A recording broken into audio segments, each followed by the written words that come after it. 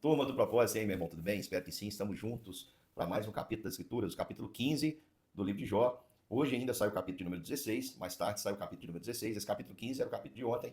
Eu não consegui postar, então estou postando agora de manhã para que você possa acompanhar aí um capítulo da Bíblia por dia, orar todos os dias e tentar mudar. Vamos lá, meu irmão. No capítulo 15 de Jó, nós vamos ver ele faz com a sua sabedoria distorcida. Uma sabedoria distorcida. Quando ele faz, ele tem uma opinião, um pensamento que não é um pensamento apoiado, por exemplo, pelas escrituras. Nós sabemos que a tradição ela é muito importante, mas ela não define o que é a verdade. Pode haver tradições, costumes, hábitos que sejam errados à luz das escrituras, precisam ser modificados, moldados.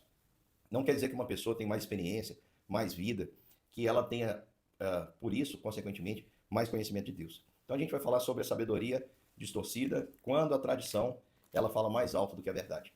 Então, no versículo 1 ao versículo número 6, aí do capítulo 15, vai mostrar que a sabedoria distorcida, ela falha ao ouvir o próximo. Por quê? Porque muita gente tem opiniões, pré-conceitos, entenda o que a palavra diz, pré-conceitos, ou seja, conceitos já formados.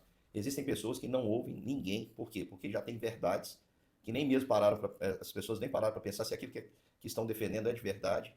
Muitas vezes aprenderam assim, vão repetindo sem refletir. Então a sabedoria distorcida tem uma aparência de sabedoria, mas na verdade muitas vezes tem a ver com sabedoria popular, tem a ver com frases de efeito, jargões, enfim, ditados prontos, e as pessoas aplicam aquilo ali como verdade. Eu lembro que certa vez, dando aula na escola, na cidade onde eu trabalhava, fiz eu dava aula de ética e fiz uma experiência com os meninos.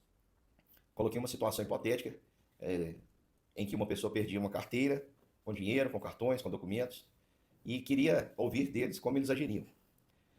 2 ou 3 alunos falaram que devolveriam. A maioria dos alunos disseram que ficaria com dinheiro, e a maioria, isso é o pensamento, ficaria com dinheiro, devolveria os cartões, a carteira e a identidade. Ah, alguns responderam que ficariam com dinheiro com os cartões, e outros responderam que ficariam tudo. E eu pus assim uma frase, uma questão, justifique a sua atitude. Sabe o que eles escreveram?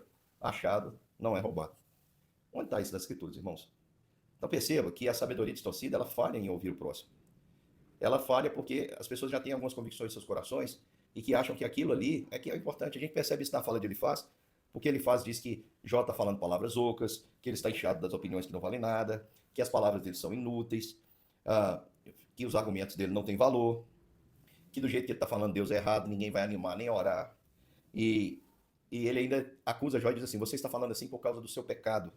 E eu não preciso te acusar porque as suas próprias palavras o condenam. Ou seja, Elifaz não estava ouvindo Jó. Elifaz estava esperando Jó pronunciar palavras com as quais ele poderia atacar a Jó.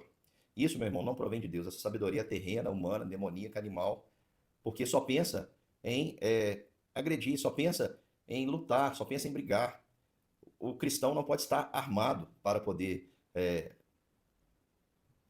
O cristão não pode estar armado para poder conversar com as pessoas. A sabedoria que vem de Deus, ela é pacífica, ela é cheia de amor, é de graça. As pessoas vão conversar umas com as outras e ficam tentando pensar palavras. Meu querido irmão, dessa forma não poderá haver comunhão, porque nossos relacionamentos precisam ser sinceros, os nossos relacionamentos precisam ser cheios de amor, de graça. É muito triste quando nós percebemos relações assim, onde um fica vigiando o outro para pegar, para pensar palavras, para distorcer palavras, para usar aquilo para vencer um debate. Que sentido há, meu irmão? Que sentido há em viver dessa forma?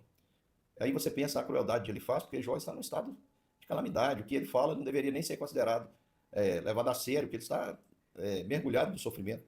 No entanto, ele não está nem aí. Jó pode morrer, Jó pode piorar a sua situação. O que ele quer é ganhar um debate e dizer que ele sabe mais de Deus. E a sabedoria distorcida é assim mesmo, ela se baseia na tradição humana. Como ele vai dizer aqui, provavelmente ele era mais velho que Jó, e ele começa: olha, você está achando que você é o primeiro que nasceu, por acaso você veio ao mundo, está aí no versículo 7 ao versículo 10. Será que é só você que é sábio? Ou compreende as coisas melhor do que nós? E ele ainda diz assim: o que sabemos nós, aprendemos com pessoas idosas que nasceram antes do seu pai. E daí? Isso não significa idade, meu irmão, não significa propriamente que as pessoas tenham conhecimento de Deus. É lógico que nós precisamos ter respeito aos mais velhos, é lógico que nós precisamos honrar os nossos pais, guardar aquelas boas tradições que foram construídas, a maioria delas, em cima de princípios e valores. Mas isso não significa, meu querido irmão, que a idade por si só indique um conhecimento maior do que um conhecimento maior sobre Deus, uma experiência maior com Deus. Não. Um exemplo bíblico é Eli e Samuel. Eli era um sacerdote velho, gordo e cego. Mas Samuel era uma criança, um menininho, consagrado e cheio do Espírito Santo, ao ponto de Deus falar com ele e não falar com Eli. Então perceba que Deus preferiu falar com o menino do que com o velho. A Bíblia diz que de crianças de peito o Senhor faz suscitar força para emudecer o inimigo. Salmo 8, versículo 2, você pode ler lá. De criancinhas de peito o Senhor faz suscitar força a fim de emudecer o inimigo. Então, esse argumento, porque eu sou mais velho, você tem que me dar razão, não. A gente precisa obedecer no Senhor, obedecer vossos pais no Senhor. Tudo é balizado, tudo é validado, perdão, tudo é crivado pelas Escrituras. Se as Escrituras falam, meu irmão, aí pode ser uma pessoa mais velha falando, você vai dar ouvido. Se estão dizendo contra as Escrituras, em nome da idade, pode rejeitar com toda a educação, mas não precisa obedecer, não precisa estar atento. E por fim, o mais triste é que uma sabedoria, aquele que acha que sabe, a Bíblia diz que não aprendeu, como convém saber, né? Mas a sabedoria distorcida, geralmente ela apresenta uma visão distante da graça. Para começar daí, quando um homem acha que sabe, que tem a sabedoria, isso já mostra que ele não entendeu o que é a graça de Deus. Que a graça de Deus faz com que todos os homens sintam-se, ao contrário de sábios, se sintam insensatos. Ainda que tenham conhecimento de Deus, a revelação do Espírito, a nossa condição humana, a nossa condição como pecador, nos faz sentir que nós precisamos de ser orientados por Deus o tempo todo, porque nós não sabemos como devemos agir.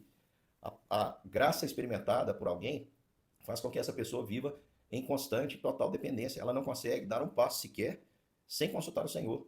Ela precisa do Senhor. E se ela der um passo sem o Senhor, ela se sente insegura. Mas a sabedoria distorcida, ela apresenta uma visão distante da graça de Deus. Pode ver que ele faz aqui, ele fala em nome de Deus coisas cruéis. Primeiro ele vai dizer assim, olha, por que você, a partir do versículo 20 aí, ele vai dizer, por que você não aceita o consolo que Deus lhe oferece? Em nome dele, nós falamos delicadamente com você, olha só, Deus mandou eles falarem alguma coisa, e eles estão falando com delicadeza? Lógico que não. Por que você se deixa levar pelo seu coração? E ele continua dizendo, você, Jó, está achando que é puro.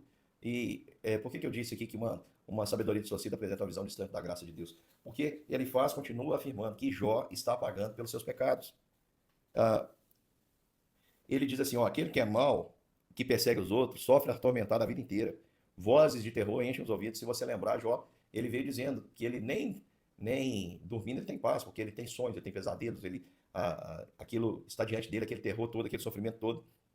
E o que ele está dizendo é que você está sofrendo porque você, Jó, é mau.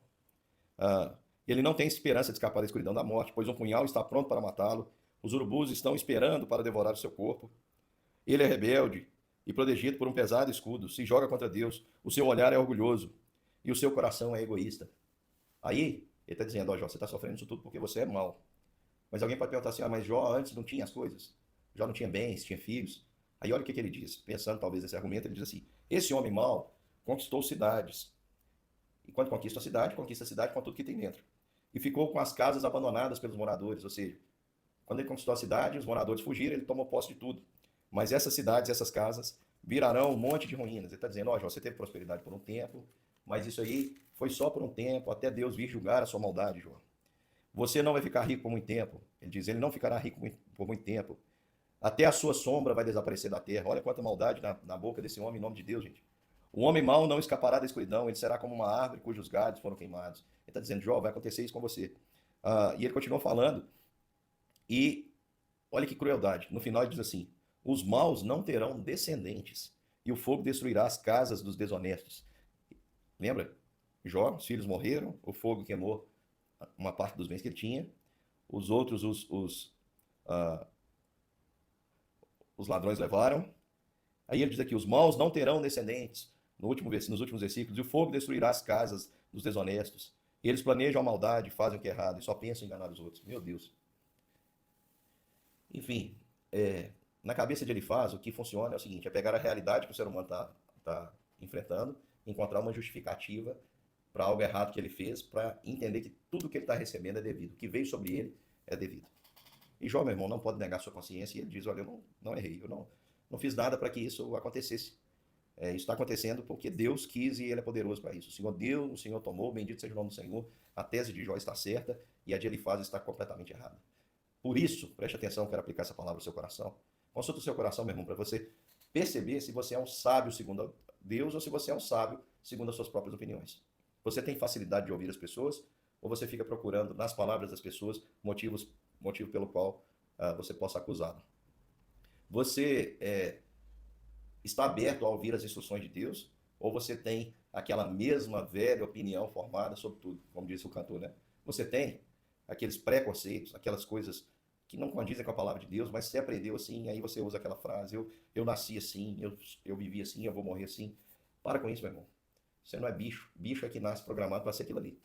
Você nunca vai ver um João de Barro ousando, né? Vai sempre construir a casinha do jeito que ele foi programado para construir.